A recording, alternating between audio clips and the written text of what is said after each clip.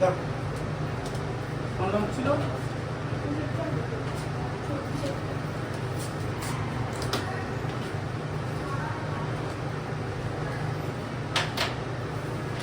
চব্বিশ, তাই তো? আচ্ছা, এটা বুঝতে পেরেছিল তো? এই ক্যালকুলেশনটা ইম্পর্টেন্ট, বুঝলে? ক্যালকুলেশনের প্রসেসটা, ঠিক আছে? এর জন্য প্রসেসটা ভালো করে দেখিয়েছিলাম। এই ধরনের ক্যালকুলেশন আরো থাকবে। আচ্ছা, হ্যাঁ বলো, 24-এরটা কি আছে?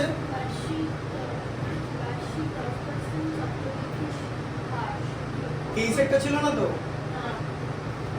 তুমি আমাকে কি কি বলেছো জানো? এই যে ইয়ে অন্বেষার কথা বলছি, 18 বলেছো, 19 বলেছো, 23 বলেছো, 24 বলেছো। আচ্ছা ঠিক আছে ঠিক আছে ঠিক আছে, না 23টা করে দেবো কি? আচ্ছা ঠিক আছে, 23টা দেখিয়ে দিচ্ছি, 24টাকে দেখিয়ে দিচ্ছি। বার্ষিক 10% চক্রবৃদ্ধি হার সুদে, হ্যাঁ না যেগুলো করাচ্ছি সেগুলো গোল দাগ দিয়ে না, ওটা কিন্তু পরে আবার হবে বাকিগুলো।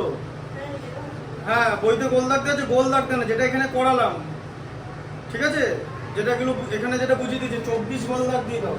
হ্যাঁ, বার্ষিক 10% চক্রবৃদ্ধি হার সুদে কত বছরে, একই রকম জিনিস দিয়েছে, তাহলে 10% চক্রবৃদ্ধি হার সুদে, ঠিক আছে? আর এর ভ্যালু 10। আচ্ছা বার্ষিক বলেছে, তাহলে বছরে একবারই সুদ আমি নিতে পারবো।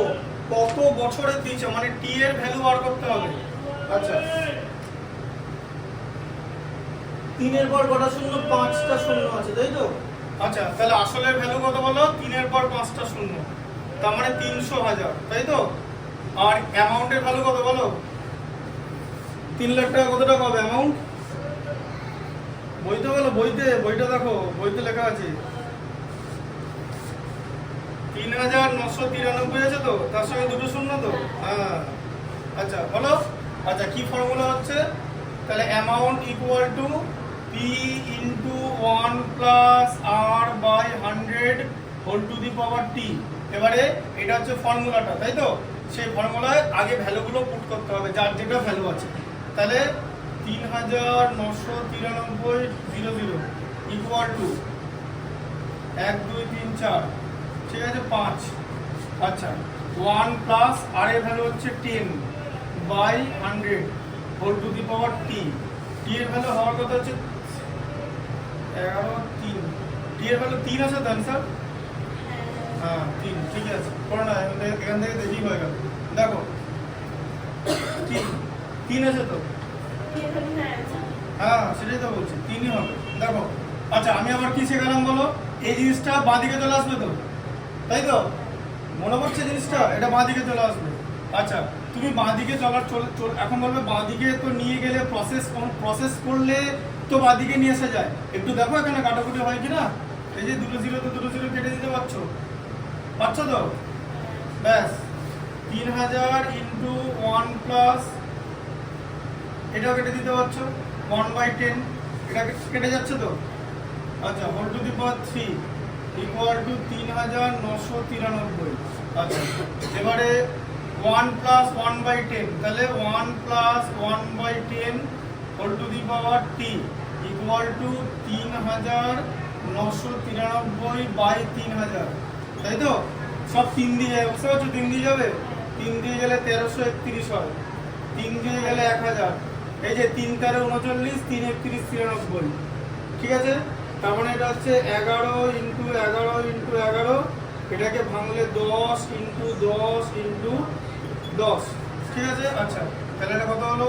1 plus 1/10 whole to the power t equal to 11/10 whole cube, তাই তো? 11/10 মানে 1/1 হোল কিউব, মানে এবার ভাঙো 1 প্লাস 1/10 হোল কিউব, এই তো হয়ে গেল তো? এদিকে দেখো এখানেও তো 1 প্লাস 1/10 আছে, এখানেও 1 প্লাস 1/10 আছে, তাই তো? তাহলে 1 প্লাস 1/10টা কেটে যাবে তো? এদিকে দেখো a two the power x equal to যদি a two the power y হয়, তাহলে x ইকুয়াল টু y হয়, কারণ সেম বেস থাকলে পাওয়ার ইকুয়াল টু হয়ে যায়, তাই তো? t এর ভ্যালু হচ্ছে 3, এই যে বুঝতে পারছো? 3 বছর হবে। এটা সূচকের নিয়ম বলি, ক্লাস 9-এ পড়ানো হয়, জানো তো? এটা ব্যাস, তাহলে আবার কি 9 বছর কি আছে? আচ্ছা 23 একটা দেখিয়ে দিচ্ছি। ওটা দাগ দিয়ে নাও এই সেটটা। এই তো এখনো বাজেনি 9:32। হ্যাঁ একই রকম পারবে তো করতে, সেটা একই রকমই হবে। 10% চক্রবৃদ্ধি হারে। এটা ছোট করে দেখিয়ে দিই।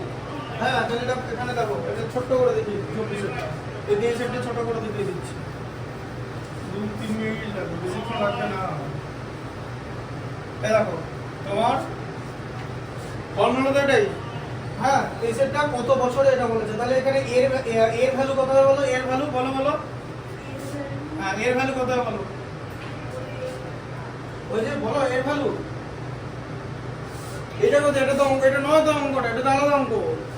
এই 23-এরটা হ্যাঁ হ্যাঁ 60500, তাই তো? আচ্ছা পি এর ভ্যালু কত হবে? পি এর ভ্যালু আরে 23-এর অঙ্কটা, 23-এরটা করো, উল্টো পাল্টা দেখছো, তোমার দিন হতে পারে না। 30-এ বা 4-এর সময় তো মানে 3 লাখ হয়ে গেল, মানে সমূল চক্রবৃদ্ধি আসলের থেকে ছোট হয়ে গেল। এটা কোনদিন হতে পারে? এটা ভেবে বলতে হবে তো। কি তাই বলছিলে তো, 3 লাখ বলছিলে তো, এটা তো 60,000। কোনদিন হতে পারে?